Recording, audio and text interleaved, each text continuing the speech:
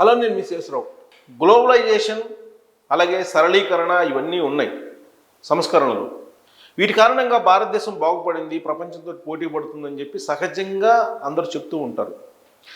తాజాగా G20 విడుదల చేసినటువంటి నివేదికను కనుక చూస్తే భారతదేశంలో ఉన్నటువంటి పాలకులు ఎవరి కోసం పనిచేస్తున్నారు, ఎందుకోసం పనిచేస్తున్నారు, భారతదేశం యొక్క ఆర్థిక పరిస్థితి ఏంటి అనేది ఒక స్పష్టత వస్తుంది. చాలా కాలంగా నేను చెప్తూనే ఉన్నాను అనేక వీడియోల్లో, మన దేశానికి సంబంధించినటువంటి సంపద గుప్పడి మంది కుబేరుల జేబుల్లోకి వెళ్ళిపోతుంది. ఇది చాలా ప్రమాదకరం. రాబోయేటువంటి రోజుల్లో జన్జట్ లాంటి ఉద్యమాలు వచ్చే అవకాశం ఉంది. నేపాల్ తరహాలో ఇక్కడున్నటువంటి యువకులు పాలకుల్ని, అవినీతి ఉద్యోగుల్ని ఎంబడిబడి కొట్టే రోజులు ఉన్నాయి అని చెప్పి చెప్తూనే ఉన్నాం. ఇప్పుడెప్పుడే వాయిస్ వినిపిస్తుంది. ఢిల్లీలో ప్రారంభమైంది. అసలు ఉద్యోగులకి 311 రక్షణ ఎందుకు, రాజ్యాంగంలో కల్పించినటువంటి నిబంధన 311 ఎందుకు రద్దు చేయకూడదు అనేటువంటి నినాదం అక్కడి నుంచి బయలుదేరి ఇప్పుడు జన్జట్ ఉద్యమం వరకు రాహుల్ గాంధీ దగ్గర నుంచి కేటీఆర్ వరకు మాట్లాడుతూ ఉన్నారు. ఇప్పుడు ఇది ప్రాథమిక దశలో ఉంది.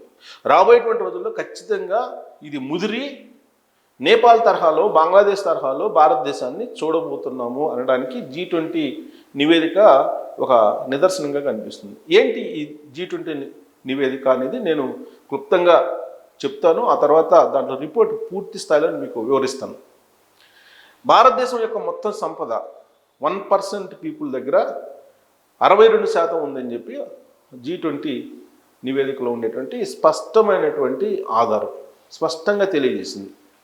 భారతదేశం మొత్తం సంపద కేవలం 1% ఉన్నటువంటి కుబేరుల దగ్గర ఉందని చెప్పి చెప్తున్నారు. అంటే దాని అర్థం ఏంది? భారతదేశం యొక్క మొత్తం సంపద ₹1 అనుకుంటే దాంట్లో 62 పైసలు ఒక్కరికి వెళ్తుంది. 62 పైసలు ఒక్కరికి వెళ్తుంది. మిగతా 38 పైసలు ఉంది కదా, ఈ 38 పైసలు 99 మంది పంచుకోవాల్సి వస్తుంది. ఒకరికేమో 62 పైసలు వెళ్ళిపోతుంది ఒక్కరికి. మిగతా 99 మంది 48 పైసలను పంచుకోవాల్సి వస్తుంది. సింపుల్గా అర్థం చేసుకోండి, ఇది చాలా సీరియస్ ఇష్యూ. ఎందుకంటే ఇది మన భవిష్యత్తు తరాలకు మనం ఏమి ఇస్తున్నాం, భవిష్యత్తులో భారతదేశం ఏం కాబోతుంది, భారతదేశం అనేది ఒక పెద్ద ఆర్థిక వ్యవస్థగా ఎదగబోతుంది, భారతదేశం ప్రపంచంలో ఉన్న 3వ ఆర్థిక వ్యవస్థగా ఎదగబోతుందని చెప్పి మనం చెప్తున్నారు. ఇప్పుడు అది ఎంతవరకు నిజమో, దానిలో ఉన్నటువంటి నిజం ఎంత అనేది మీరు గ్రహించండి. సింపుల్ చెప్తున్నాను నేను. ₹1 ఉంటే ₹1కి ఎన్ని పైసలు? 100 పైసలు. ₹1కి 100 పైసలు. ఈ 100 పైసల్ని మీరు 100 మంది ఉన్నారనుకోండి పంచుకోవడానికి. ఈ 100 పైసల్ని 100 మంది పంచుకోండి అని చెప్పి అని అంటే ఒక్కొక్కరికి ఒక్కొక్క పైసా రావాలి మామూలుగా అయితే. కానీ ఇప్పుడు భారతదేశంలో పరిస్థితి ఏంటి? భారతదేశంలో ఈ 100 పైసల్లో 62 పైసలు ఒక్కరికి వెళ్ళిపోతుంది. ఒక్కరికే 62 పైసలు. మిగతా 38 పైసలు ఎంతమందికి వెళ్తుంది? 99 మందికి వెళ్తుంది. 99 మంది పంచుకోవాల్సి వస్తుంది. ఇది సింపుల్గా లాజిక్. 62 పైసలేమో ఒక్కరికి వెళ్తుంది.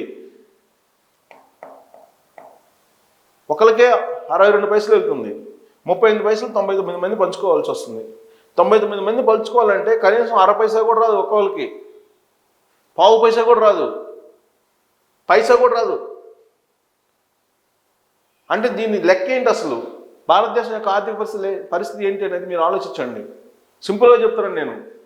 ₹1 ఉంటే భారతదేశం సంపద ₹1 అనుకోండి, భారతదేశం మొత్తం సంపద ₹1 అనుకోండి, దానికి 100 పైసలు, రూపాయికి 100 పైసలు. ఈ రూపాయిని ఎలా పంచుకోవాలి? 100 మంది ఉంటే 62 మంది ₹1 తీసుకో, 62% అంటే 62 పైసలు. 62 పైసలు ఒక్కరికి వెళ్ళిపోయింది.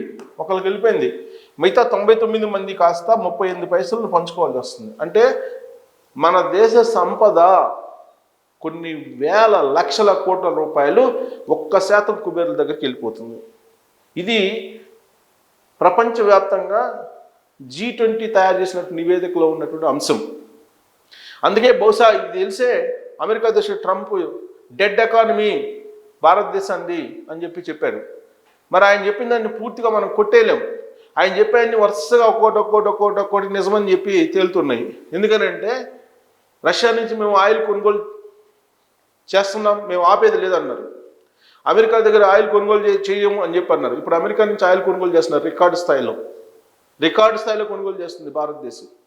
రష్యా నుంచి ఆయిల్ కొనుగోలును ఆపేసింది, పాక్షికంగా ఆపేసింది, కొంతవరకు మాత్రం వస్తున్నాయి. ఇదే ట్రంప్ చెప్పింది కూడా. ఆపరేషన్ సింధూర్ సమయంలో కూడా ట్రంప్ చెప్పారు దాదాపు 7 యుద్ధ విమానాలు కూలిపోయాయి అని. మరి అది ఎవరు అనేది ఇప్పటివరకు తెలియలా. ఆయన యుద్ధాన్ని నేనే ఆపానని చెప్తున్నారు. నువ్వు కాదని చెప్పి మాత్రం నరేంద్ర మోడీ గారు ఇప్పటివరకు చెప్పలేదు, సూటిగా పరోక్షంగా చెప్తున్నారు కానీ 7 యుద్ధ విమానాలు కూలిపోయాయి అంటున్నారు. అది ఎవరో కూడా చెప్పట్లా. సరే, ఇదంతా ఒక ఎత్తు అయితే, ఇప్పుడు తాజాగా G20 ఇచ్చినటువంటి నివేదిక ప్రకారం చూస్తే భారత యొక్క ఆర్థిక వ్యవస్థ అనేది కేవలం 1% ప్రజలకి, 1%, కేవలం 1% ప్రజలకి సంబంధించింది. ఇది రిపోర్టు. 1% ప్రజలకు వెళ్ళిపోతుంది మొత్తం. ఈ రిపోర్ట్ని చూద్దాం. ఈ రిపోర్ట్ని చూస్తే ఎవరైనా సరే భారతీయుడు, సగటు భారతీయుడు, ఒక రకంగా చెప్పాలంటే గుండె నిబ్బరంగా చేసుకొని చదువుకోవాల్సినటువంటి న్యూస్ ఇది. సగటు భారతీయుడు మన 1% కుబేర్ల సంపద 62% పెరిగింది అని చెప్తున్నాడు. 2000 నుంచి 2023 మధ్య పెరిగినటువంటి సంపద ఇది. 2014లో నరేంద్ర మోడీ గారు వచ్చారు. 2000 వరకు కూడా కాంగ్రెస్ పార్టీ ఉంది. 2014లో వచ్చారు నరేంద్ర మోడీ గారు వచ్చిన తర్వాత నుంచి వేగంగా కుబేర్ల సంపద పెరుగుతుంది. మన దేశంలోని అగ్రగామి 1% మంది కుబేరుల సంపద 2000 నుంచి 2023 మధ్య 62% పెరిగిందని దక్షిణాఫ్రికా అధ్యక్షతన ఏర్పాటైన G20 నివేదిక వెల్లడించింది. ప్రపంచంలో ఆర్థిక అసమానతలు అత్యయిక స్థాయిలకు చేరాయని, ప్రజాస్వామ్యం, ఆర్థిక స్థిరత్వం, వాతావరణ మార్పులకు ముప్పుగా మారాయని నివేదిక పేర్కొంది. చూడండి, ఆర్థిక అసమానతలు పెరిగాయి అని చెప్పారు. ఎమర్జెన్సీ స్థాయిలకు చేరాయి, ఎమర్జెన్సీ రాబోతుంది, తస్మాత్ జాగ్రత్త అని చెప్పి ఈ నివేదిక చెప్తుంది.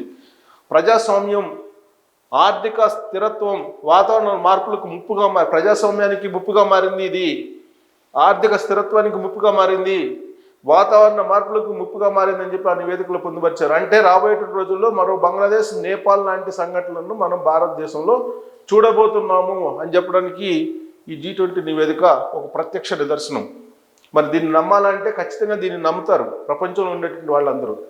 నమ్మనటువంటి వాళ్ళు నమ్మకపోవచ్చు, కానీ డేంజర్ సిగ్నల్ ఇది. నోబెల్ గ్రహీత జోసెఫ్ స్టిగ్లిట్జ్ నేతృత్వంలో అధ్యయనం చేసి ఈ నివేదిక రూపొందించారు. అంతర్జాతీయ అసమానతలపై ఏర్పాటైన స్వతంత్ర నిపుణుల G20 అసాధారణ కమిటీలో ఆర్థికవేత్తలు జైతి ఘోష్, విన్నీ బ్యానియా, ఇమ్రాన్ వలోడియా ఉన్నారు. వీళ్ళంతా ప్రముఖ ఆర్థికవేత్తలు. వీళ్ళు తయారు చేసినటువంటి రిపోర్ట్ ఇది. ఎమర్జెన్సీ స్థాయి పరిస్థితులు పొంచి ఉన్నాయని చెప్తున్నారు భారతదేశంలో. 2000 నుంచి 2023 మధ్య కొత్తగా సృష్టించిన సంపదలో 41%, 1% అగ్రగామిగా ఉన్నటువంటి 1% ప్రపంచ కుబేరుల చేతుల్లోకి వెళ్ళింది. దిగువన ఉన్న 50% మంది సాధారణ ప్రజలు కేవలం 1% అందుకుంటున్నారు. చైనా, భారత్ వంటి అధిక జనాభా కలిగిన కొన్ని దేశాల్లో తలసరి ఆదాయం పెరగడం వల్ల దేశాల మధ్య అసమానతలు తగ్గాయి. ప్రపంచ జీడిపిలో అధిక ఆదాయ దేశాల వాటాను ఇది కొంతమేర తగ్గించింది. 2000-2003 మధ్య ప్రపంచంలో 74% సమానమైన అన్ని దేశాల్లో సంపన్నులు తమ సంపదను పెంచుకున్నారు.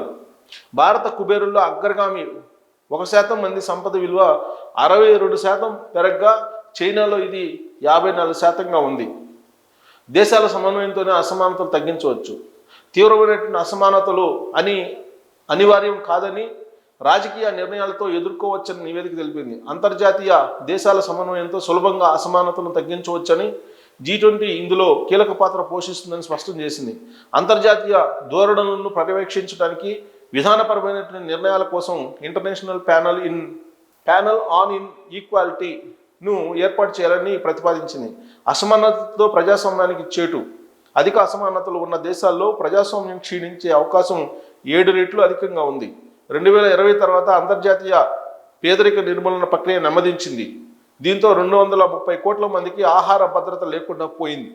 130 కోట్ల మంది ఆరోగ్య ఖర్చులు చేయలేనటువంటి పేదరికంలో ఉన్నారు. ఇది ప్రపంచవ్యాప్తంగా తయారు చేసినటువంటి రిపోర్ట్. సో ఈ రిపోర్ట్ చూసిన తర్వాత అందరూ ఆలోచించాలి. ప్రత్యేకించి అవినీతి పరులు, కుబేర్లు దీన్ని బాగా ఆలోచించాలి. నివేదికను ప్రపంచ నివేదికే చెబుతుంది రాబోయే రోజుల్లో అసమానతలు పెరిగాయి, ఆల్రెడీ ఎమర్జెన్సీ పరిస్థితులు పొంచి ఉన్నాయి అని చెప్పి. ఏ రోజైనా సరే ఇది గాడి తప్పిందో కుబేరులు, పాలకులు, అవినీతి పాలకులు ఎవరైతే ఉన్నారో వాళ్ళు రోడ్ల మీద తిరిగే పరిస్థితి ఉండదు. ఇది నేపాల్, బంగ్లాదేశ్లో మనం చూసాం. ఆఫ్ఘనిస్తాన్లో వేరే కథ, శ్రీలంకలో చూసాం మనం. శ్రీలంక, బంగ్లాదేశ్, నేపాల్ మన చుట్టూ ఉండేటువంటి దేశాల్లో చూసాం. దీనికి కారణం ఆర్థిక అసమానతలు. ఇవి ఎందుకు వచ్చాయంటే అవినీతి పెరిగిపోతాం. ఈ అవినీతి ఎవరు చేస్తున్నారంటే పాలకులు కొంతమంది చేస్తున్నారు, ఉద్యోగులు కొంతమంది చేస్తున్నారు. ఇది నేను మొదటి నుంచి చెప్తున్నా. దీని మీద చాలామంది వ్యతిరేకంగా కామెంట్లు చేసినప్పటికీ దేశ శ్రేయస్సు దృష్ట్యా, సమాజ హితం దృష్ట్యా నేను చెప్పదలుచుకున్న ఒక జర్నలిస్ట్గా నా బాధ్యత కాబట్టి నేను చెప్తున్న దానికి ఇప్పటి వరకు ప్రత్యక్ష సాక్షిగా ఇప్పుడు G20 నివేదిక వచ్చింది బయటికి. ఈ G20 నివేదికను చూసిన తర్వాత కూడా మీలో మార్పు రాకపోతే ఖచ్చితంగా ఏదో ఒక రోజు అవినీతి పరులని, మిమ్మల్ని అవినీతి పరులైనటువంటి వాళ్ళని వెంబడిబడి కొట్టేటువంటి రోజులు దగ్గరలోనే ఉన్నాయని నేను చెప్పడం కాదు, ఈ నివేదిక చెప్తుంది. అసలు జీడిపి, తలసరి ఆదాయం ఇవన్నీ కూడా bogus. Human index, happy index, health index, వీటిలో మనం ఎక్కడున్నామో చూడండి. అది నిజమైనటువంటి ఇండెక్స్. మనల్ని ఇంతకాలం మోసం చేస్తూ వచ్చారని చెప్పడానికి ఈ నివేదిక ఒక నిదర్శనం. ఇది చూసిన తర్వాత కూడా మీలో మార్పు రాకపోతే, మీరు కాకపోతే మీ తర్వాత తరమైనా సరే ఖచ్చితంగా కర్మ సిద్ధాంతం ప్రకారం బాధపడాల్సిందే. ఇది ఖచ్చితంగా జరిగి తీరుతుంది. ఈ నివేదిక ఎమర్జెన్సీని తలపించేలాగా ఉంది అని చెప్పేసి G20 చెప్తుంది పరోక్షంగా. సో దీన్ని చూసిన తర్వాత మన భారతదేశం యొక్క ఆర్థిక పరిస్థితి ఏంటి అనే దాని మీద మీరు కామెంట్ చేయొచ్చు. Thank you.